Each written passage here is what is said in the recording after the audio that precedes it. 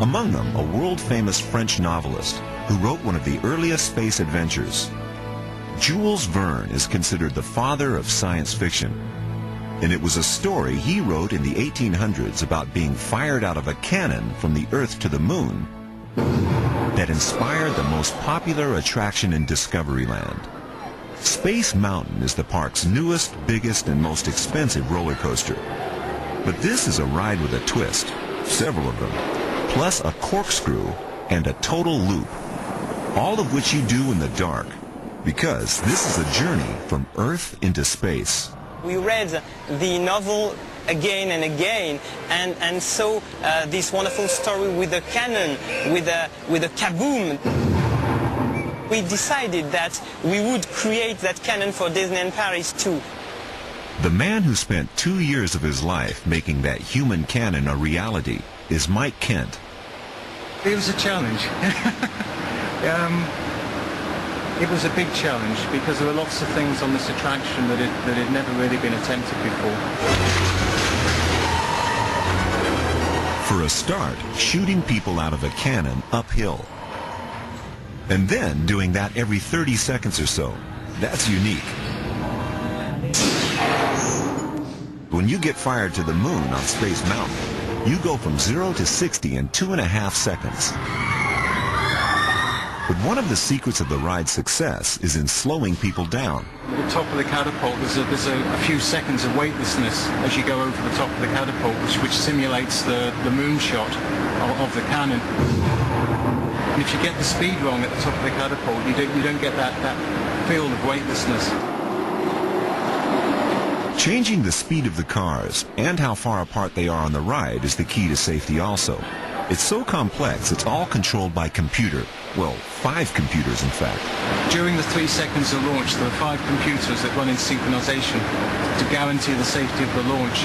And I believe that's the same number that checked the launch for a space shuttle.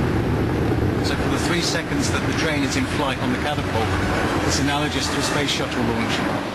In a locked room is the roller coaster's nerve center, which TV cameras have never been allowed into before now. If you look at the size of the wiring loom here, you get an idea for how complex the whole thing really is. Each of these wires is attached to a sensor on the track, feeding back information to the computers, which check and cross-check for any glitches. Another thing that visitors don't get to see is the music. It's like movie music. You don't notice it at first, but you'd sure miss it if it wasn't there. It was specially written for the ride by one of Steven Spielberg's favorite composers, and the way you get to hear it is totally unique.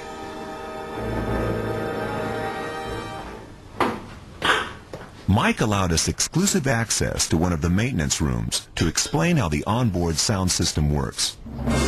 Each part of the ride has its own audio track, its own theme. The vehicle itself knows exactly where it is in the ride, and it chooses the music to play for that portion of the ride. And all the musical elements are stored within this box here, and they're stored as a digital data on what's called a flashcard. And the system, as it moves through the ride, steps from flashcard to flashcard, playing the music. And the way you get to hear it is a surprise too. There's 6 speakers delivering CD quality sound. Underneath the seats there's a bass bin that gives you the warmth from the music. Either side of you there are these mid-range units, and then up in the headrest there are tweeters, which give you the real high-frequency buzz from the music. And this was the first time that anybody had put this type of technology into a roller coaster. You know, the guys that did this literally wrote the book as they were doing it.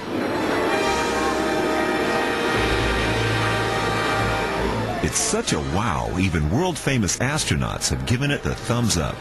Buzz Aldrin was there to try the attraction, and it said it was nearly as impressive as the first time for him. So we knew we had been successful in creating this attraction, because even Buzz Aldrin told us that it was really very, very good.